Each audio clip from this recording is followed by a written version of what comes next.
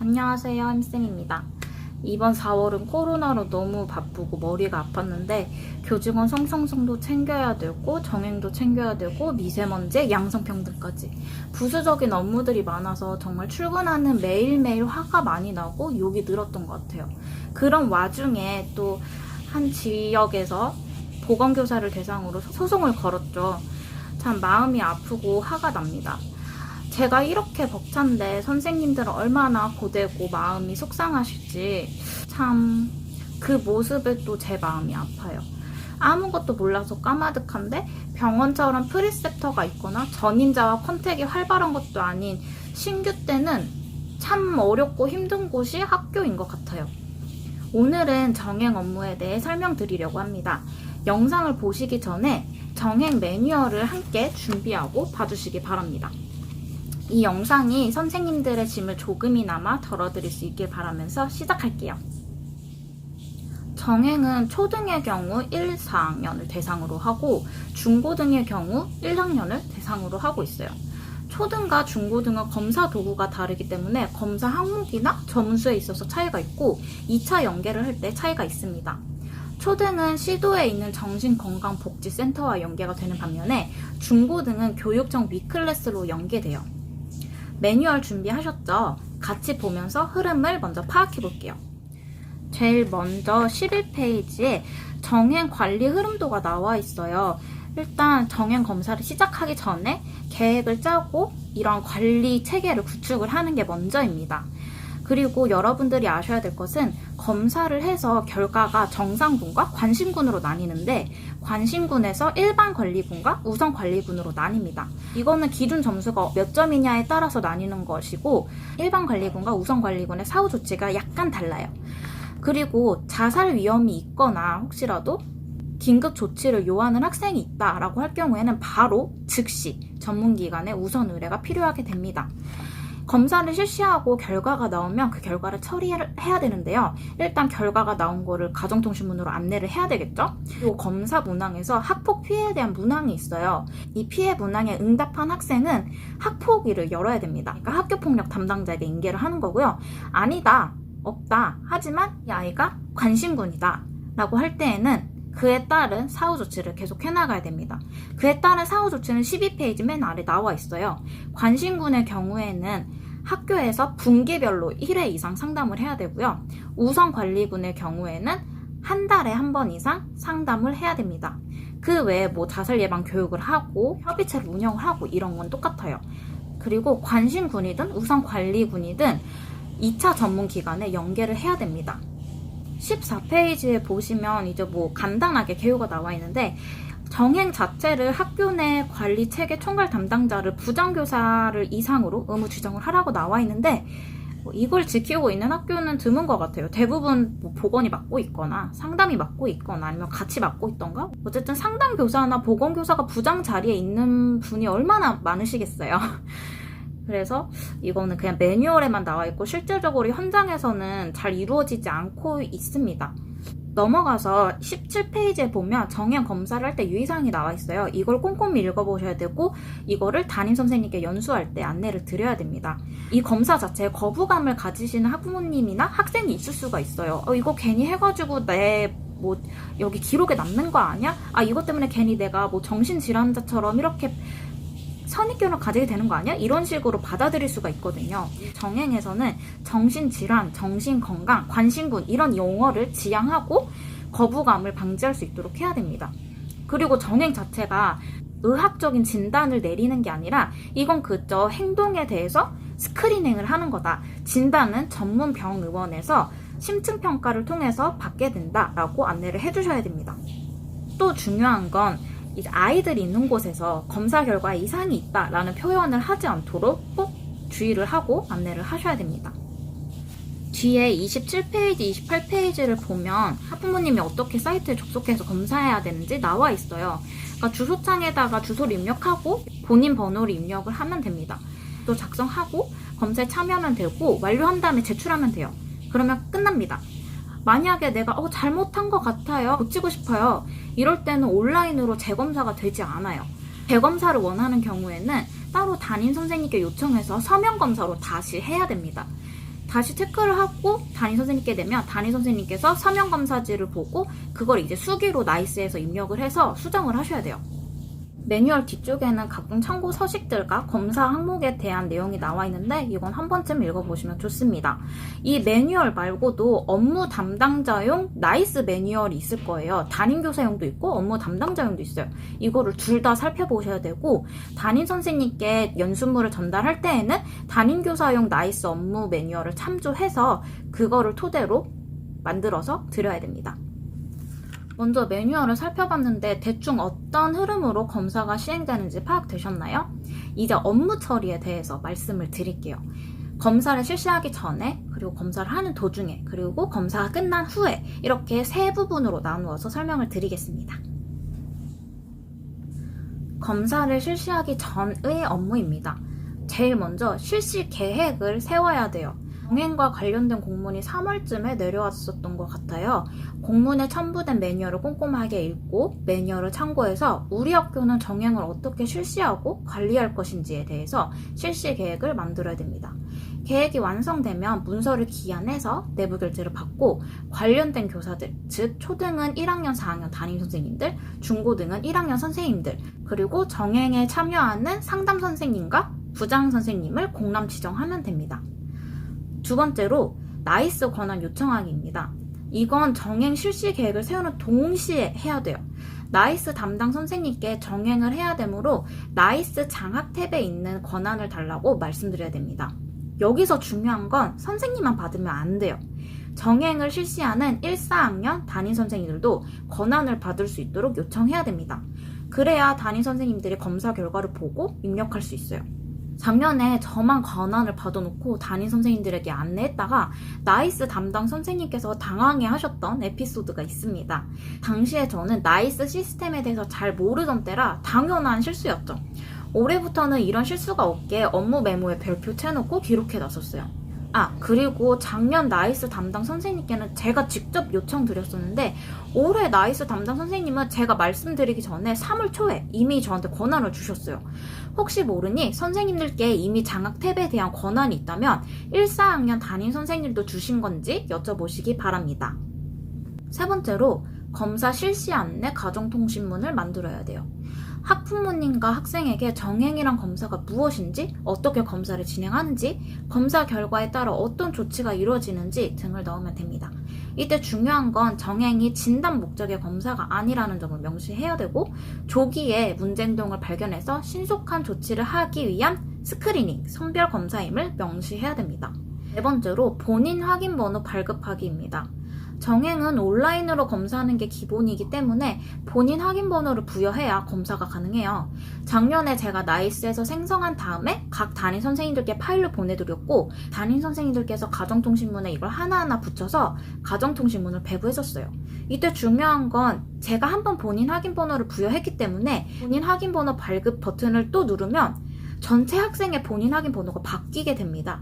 그래서 제가 한번 발급해 놓으면 담임 선생님들께는 본인 확인 번호 발급 버튼을 누르지 말라고 미리 말씀드려야 돼요. 만약에 발급 버튼을 눌렀다, 실수로 누른 경우에는 바뀐 본인 확인 번호로 출력해서 아이들에게 나눠줘야 됨을 한 번 더 알려드려야 됩니다. 다섯 번째는 교직원 연수물 제작하기입니다. 1, 4학년 담임 선생님들께 정행 업무를 어떻게 협조해야 되는지에 대해서 안내해드려야 돼요. 검사 기간, 서면 검사 시 입력 방법, 검사 결과 2차 검사가 필요할 시 어떻게 해야 되는지 등등을 담아 만들어야 됩니다. 여기까지 완료하면 정행 업무가 준비가 다 된 거예요. 이후엔 검사를 푸시하고 잘하고 있는지 모니터링하면 됩니다.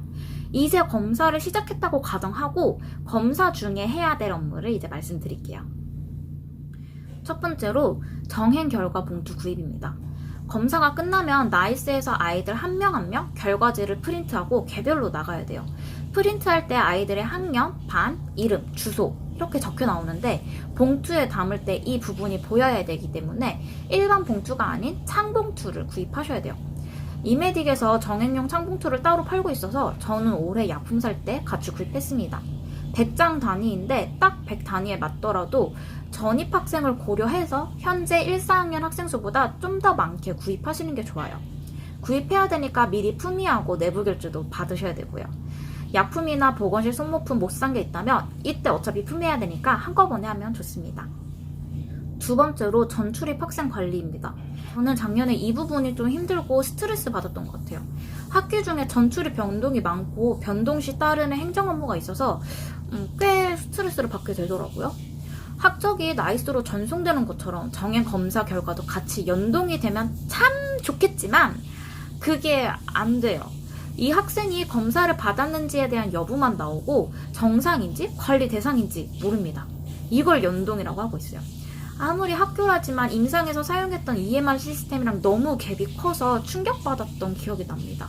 앞으로 간간히 이런 부족한 시스템들을 충격받으실 거예요. 전 이제 충격받는 거 없이 그냥 목까지 올라온 욕을 꾹 참고 일을 합니다. 전입을 왔는데 검사를 안 하고 왔다. 그러면 우리 학교에서 빨리 검사하도록 안내하고 푸시하면 돼요. 전입을 왔는데 이전 학교에서 검사를 하고 온 기록이 있다.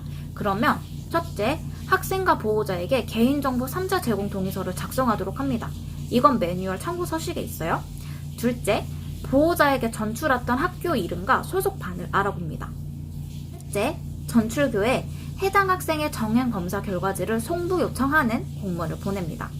이때 작성된 동의서를 스캔해서 첨부하면 되고 개인정보이기 때문에 공문은 비공개 처리해서 작성해야 돼요. 선생님들께서 지금까지 하셨던 내부 기한은 우리 학교에서만 공유되는 거예요.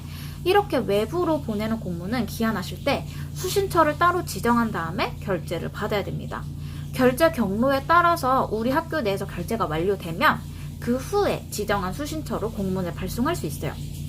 작년 업무관리 시스템에는 자동 발송이 없었어서 결제 완료되는 걸 확인하고 알아서 발송 처리를 클릭해줬어야 됐는데 올해 K-에듀파이널 변경되면서 결제 완료 시 자동 발송하는 기능이 생겼어요. 이걸 이용하시면 굳이 결제 완료되는지 확인 안 해도 돼서 좋습니다. 넷째, 전출교로부터 학생 정행 검사 결과를 받아 나이스에 수기 입력합니다. 이렇게 하면 전입생 관리는 끝이에요.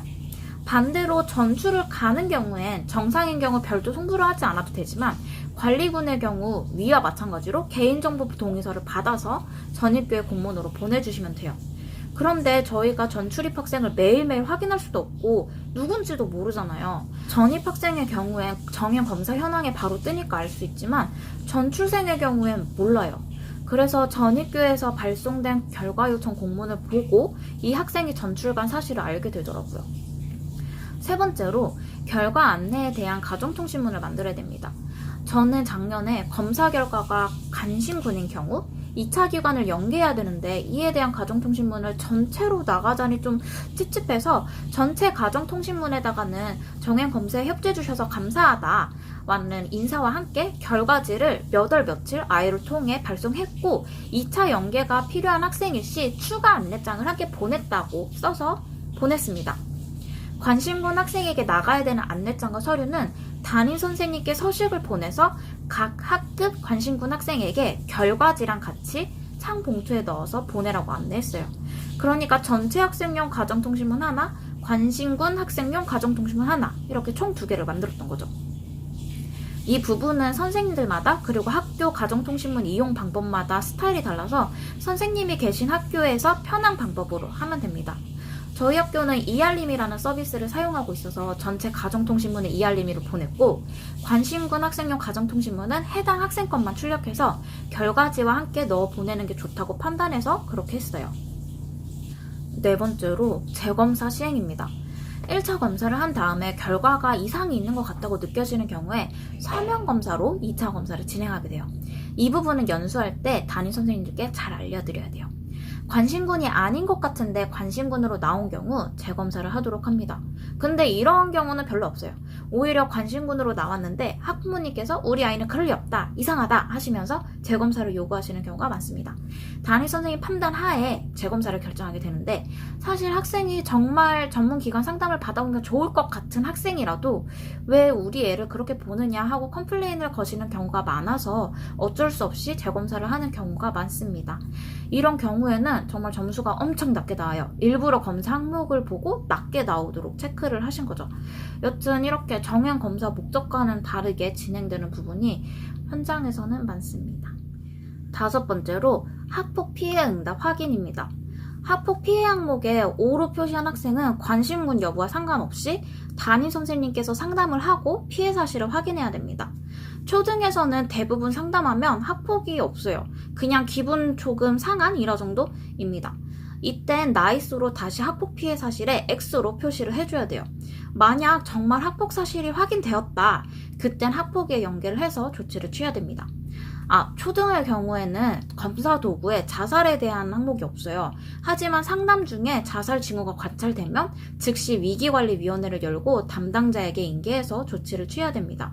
중고등의 경우엔 검사 도구에 자살 항목이 있기 때문에 확인되면 바로 즉각 조치를 취해야 되고 자살 상담 기록지에도 기록해야 돼요. 네 번째와 다섯 번째의 경우, 그러니까 재검사를 시행한 경우와 학폭 피해 응답 사실을 변경한 경우에는 따로 변경한 사실과 변경 사유를 적어서 내부 결제를 받아야 됩니다. 그래서 명단을 적어놓는 걸 추천드려요. 저는 작년에 첫 검사로 관심군이 나온 학생, 학폭 피해 응답 학생을 모두 모아서 파일로 정리하고 어차피 재검사를 해야 되거나 상담을 해야 되는 학생들이라서 재검사 결과와 상담 결과를 적도록 양식을 만들어서 담임 선생님들께 파일로 보내드렸어요. 그리고 그걸 다시 취합해서 내부 결제를 받아가지고 헷갈리지 않고 일을 처리할 수 있었습니다. 이제 검사를 모두 완료했다고 가정했을 때 업무를 말씀드릴게요. 먼저 담임 선생님들께 반별 마감하도록 푸시해야 됩니다. 모든 학급이 반별 마감되면 선생님께서 전체 마감하시면 돼요. 두 번째로 나이스로 내부 결제 받고 보고하기입니다. 나이스상 내부 결제라고 하는 건 굳이 K-에듀파인으로 기한문을 만들지 않아도 나이스 내에서 결제 경로를 설정해서 내부 결제를 받는 걸 말해요. 세 번째로 방금도 말씀드렸는데 재검사를 받아서 결과가 바뀐 아이들, 학폭 피해 응답 상담 결과 변경이 있는 아이들은 따로 정리해서 기한을 하고 내부 결제를 받아야 됩니다. 이건 나이스와 관계없기 때문에 K-에듀파인으로 하셔야 돼요. 네 번째로 관리일지를 다운받아서 프린트하기입니다. 정행 결과랑 관심군 명단이 모두 삭제되기 때문에 삭제되기 전에 미리 다운을 받아놔야 돼요. 정행 관리 파일을 만들어서 거기에다가 관리 일지랑 학생들에게 받은 동의서 등의 서류를 모두 모아두면 좋습니다. 자, 여기까지가 검사에 대한 업무였어요. 물론 학폭위가 열리거나 위기관리위원회가 열리는 건 2차 업무긴 하지만 검사 결과 즉시 해야 되는 일이기 때문에 1차 업무와 병행하여 해야 돼요. 관심군에 대한 전문기관 연계는 학부모님의 동의가 있고 학부모님이 자율적으로 학생을 데리고 전문기관에 가도록 안내하는 거예요. 여기부터 본격적인 정행 2차 업무라고 생각하시면 되는데 이 부분까지 보건교사가 맡는 경우는 거의 없어요. 그럼 제가 이 부분을 알고 여러분께 알려드릴 수 있는 이유는 무엇이냐? 저희 학교엔 상담 교사도 없고 상담사도 없고 위클래스 연계, 초등이라 되지를 않아요. 어쩔 수 없이 제가 2차 업무를 담당했고 그렇기 때문에 여러분께 이걸 알려드릴 수 있어요. 주변 보건 선생님들도 다 모르는 업무라서 저는 작년에 옆 학교 상담 선생님께 전화해서 어떻게 하는지 여쭤보고 일을 했습니다. 올해는 교원이 한 명 더 줄어서 역시나 정행 1차, 2차 모두 담당할 예정이에요. 일단 1차 업무 담당자는 관리일지가 담긴 정행 파일을 2차 업무 담당자에게 전달해야 돼요. 그래야 관리 대상을 알 수 있으니까요. 첫째, 관심군 관리 안내입니다. 전문기관 연계와 상관없이 관심군에 대한 상담은 교내에서 꾸준히 이루어져야 돼요. 상담을 상담교사가 하는 학교도 있는데 초등의 경우에는 저처럼 상담교사가 없는 학교가 더 많아요. 그런 경우에는 상담사가 합니다. 상담사가 없다면 순회 상담교사에게 상담을 요청하는 방법도 있어요. 이 부분은 딱 정해져 있진 않고 학생의 상황을 보고 담임 선생님들과 함께 조율을 하더라고요. 여튼 저희 학교는 상담교사도 상담사도 순회 상담도 없어서 담임 선생님만 가능하셔서 저는 담임 선생님들께 안내를 드립니다. 이렇게 상담하는 부분을 교직원 연수할 때 포함해서 알려드려서 다 알고 계시긴 하지만 워낙 바쁘시니까 검사 완료 후에 명단을 정리해서 앞으로 어떻게 관리하고 상담해야 되는지 한 번 더 안내드리는 게 좋아요. 둘째, 전문기관 연계 확인입니다. 이건 실제로 이 학생이 전문기관에 가서 검사를 받았는지 확인하는 거예요. 그런데 학생이 기관에 가서 개인정보 비공개를 요청한 경우에는 그 기관에서는 이 학생이 상담을 받고 있는지 받고 있지 않는지 학교로 알려줄 수 없다고 하시더라고요. 매뉴얼 상으로는 연계된 전문기관에서 이 학생이 관리되고 있는지를 학교로 알리도록 되어 있는데 작년에 전화해서 여쭤보니까 동의한 학생은 알려주시고 비동의한 학생은 안 알려주시더라고요. 결국 보호자에게 다 일일이 전화를 해서 기관에 다니고 있는지 여쭤봐야 됐습니다. 그런데 여쭤보니까 대부분 안 가셨더라고요. 가더라도 꾸준히 상담받는 경우는 거의 없고 전문 검사만 받고 그 이후로는 안 가는 경우가 더 많았어요. 지금은 어떤지 여쭤봤더니 학년 초에 적응을 못해서 그런 것 같다.